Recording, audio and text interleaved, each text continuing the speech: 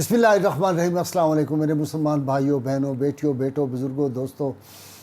آج حواری رسول اور رسول اللہ صلی اللہ علیہ وسلم کے پھوپھی زاد بھائی جو تھے حضرت زبیر بن عوام رضی اللہ عنہ، ان کا پہلی قسط میں نے جو تھا وہ ذکر کیا، ان کی بہادری، جرت اور ان کے عشق مصطفیٰ صلی اللہ علیہ وسلم کا۔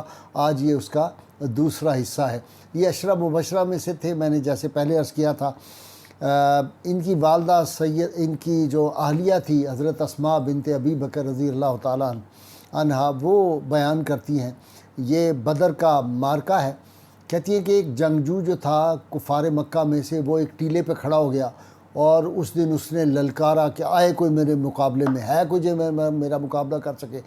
تو ایک صحابی رسول اللہ صلی اللہ علیہ وسلم کی خدمت میں حاضر ہوئے، انہوں نے کہا یا رسول اللہ مجھے اجازت دیں، میں اس کا مقابلہ کروں۔ اسی اثناء میں سید عالمین صلی اللہ علیہ وسلم کی نگاہ پاک جو تھی حضرت زبیر پہ پڑی، تو آپ نے حضرت زبیر کا جوش دیکھا اور غضب ان کی آنکھوں میں دیکھا اس کافر کی بات کے بعد۔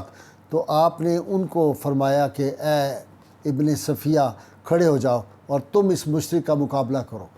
اور وہ کہتے ہیں بڑا طاقتور پہلوان تھا، یہ گئے اس ٹیلے پہ اور جاتے ہی اس سے جو تھا وہ ایک دم جو تھے آپس میں ان کی جس طرح کشتی ہوتی ہے، فزیکل ایک دوسرے کو دونوں نے پکڑ لیا اور ایک دوسرے کو گرانے کی کوشش کرنے لگ گئے۔ سیدنا زبیر اور وہ لڑتے لڑتے دونوں ٹیلے سے نیچے گرے، لیکن قدرت خدا کی دیکھیے، رسول اللہ صلی اللہ علیہ وسلم نے ان کے لیے دعا بھی دی تھی۔ تو وہ کافر نیچے آ گیا، یہ اس کے سینے پہ آ گئے اور انہوں نے اس کو گرا گیا۔ جب گر گیا وہ، تو انہوں نے اس کی جو گردن تھی وہ کاٹ دی۔ اب یہ ایک مرحلہ تھا، فوری طور پہ ہی اس وقت قریش کا ایک بڑا نامی بہادر تھا جس کا بڑا شعرہ تھا طاقت کا، اس کا نام تھا عبیدہ بن سعید بن عاص۔ یہ پورا جسم جو تھا اس کا یہ لوہے میں، اس نے لوہے کی وہ جو تھا لباس پہنا ہوا تھا، فولاد میں غرق تھا، اور اس کو جو تھا قتل کرنا بڑا مشکل تھا۔ تو خود حضرت زبیر بیان فرماتے کہتے جب میں گیا تو اس کی کوئی چیز نظر نہیں آتی تھی، ہر جگہ فولاد ہی فولاد تھا، صرف اس کی آنکھیں تھیں۔ تو فرماتے ہیں کہ میں نے اس کی کنیت جو تھی وہ تھی ابو ذات الکرش، وہ اپنے آپ کو کہتا تھا، اور وہ بڑے للکارے اور نعرے مارتا ہوا آیا تھا۔ تو فرماتے ہیں کہ میں نے اپنا جو تھا برچھی جو تھی، میں نے سیدھی اپنی برچھی اس کی آنکھ میں لگائی، اور اللہ کے فضل سے وہ اس کی آنکھ کے اندر جو تھی وہ گھس گئی میری برچھی، وہ نیچے تڑپا اور وہ اسی وقت مر گیا۔ جب وہ مر گیا تو اس برچھی اس کے جسم سے نکلتی نہیں تھی، بڑی مشکل سے انہوں نے اس کے جسم پہ پاؤں رکھ کے برچھی نکالی، اور رسول اللہ صلی اللہ علیہ وسلم یہ دیکھ رہے تھے۔ آپ صلی اللہ علیہ وسلم اتنے خوش ہوئے کہ آپ نے ان کو فرمایا کہ یہ برچھی تم مجھے دے دو، اور رسول اللہ صلی اللہ علیہ وسلم نے اپنے وصال پاک تک وہ تحفے کے طور پہ، یادگار کے طور پہ یہ برچھی جو تھی وہ اپنے پاس رکھی۔ جب رسول اللہ صلی اللہ علیہ وسلم کا وصال پاک ہو گیا تو انہوں نے وہ برچھی واپس لی، لیکن ان سے سیدنا صدیق اکبر نے پھر منگوا لی۔ سیدنا صدیق اکبر کے وصال کے بعد حضرت عمر فاروق رضی اللہ تعالیٰ عنہ وہ اپنے پاس یادگار کے طور پہ رکھی۔ ان کے وصال کے بعد سیدنا عثمان ذو النورین نے وہ لے لی۔ ان کے وصال کے بعد سیدنا علی مرتضیٰ شیر خدا نے کہا کہ یہ برچھی ہمیں دے دیں، انہوں نے اپنے پاس رکھی، اور پھر ان کی شہادت کے بعد انہوں نے جو تھی وہ سیدنا علی کے خاندان سے برچھی اپنی واپس لے لی۔ حضرت زبیر نے جو تلوار استعمال کی تھی بدر کے میدان میں، اس نے بھی بڑے بڑے مارکے جو تھے وہ سر انجام دیے تھے۔ تو وہ جو تلوار تھی اس سے آپ نے ایسے ایسے کافروں کو مارا تھا کہ کوئی اندازہ نہیں کر سکتا۔ بڑے بڑے بہادر جو تھے وہ ان کے مقابلے میں جب آتے تھے، اور اس طرح آپ دیکھیں کہ ایک مارکہ تو یہ ہوا بہت ہی زبردست مارکہ جو ہے وہ یہ تھا کہ جب بدر کے میدان میں ان کو زخم لگے تھے، حضرت زبیر کو ان کے کندھے پہ 2 زخم آئے تھے، اور اتنا ایک شدید تھا کہ ایک گڑھا پڑ گیا ہوا تھا۔ تو ان کے صاحبزادے حضرت عروہ رضی اللہ تعالیٰ عنہ جو تھے وہ فرماتے تھے کہ میں بچہ تھا تو میں اس میں انگلیاں ڈالا کرتا تھا، کھیلا کرتا تھا، وہ اتنا گہرا زخم تھا ان کا۔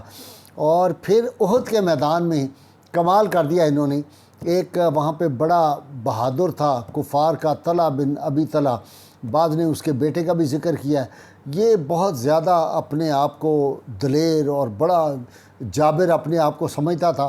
اس نے بھی مسلمانوں کو جب دعوت مبارزت دی تو حضرت زبیر دوڑتے ہوئے گئے، اور کمال کی بات یہ ہے یہ پیدل دوڑتے ہوئے گئے ہیں، اتنی زور سے چھلانگ لگائی کہ کھڑا ہوا وہ اونٹ کے اوپر بیٹھا ہوا تھا، اونٹ کے اوپر چڑھ گئے جا کے، اور اس کو پیچھے سے پکڑ کے انہوں نے اس سے نیچے گرایا، اور پھر مقابلہ ہوا تو انہوں نے اپنی تلوار سے اس کو جہنم رسید کیا۔ رسول اللہ صلی اللہ علیہ وسلم اتنے خوش ہوئے، آپ نے ان کی بڑی تعریف فرمائی اور فرمایا تھا کہ ہر نبی کا ایک حواری ہوتا ہے، اور میرا حواری زبیر ہے، اسی لیے ان کو جو تھے وہ حواری رسول کہتے تھے۔ رسول اللہ صلی اللہ علیہ وسلم فرمایا زبیر اگر تم اس کا مقابلے میں نہ جاتے تو میں خود اس کا مقابلہ آج کرتا، جس طرح کی یہ باتیں کر رہا تھا غرور اور کبر کی۔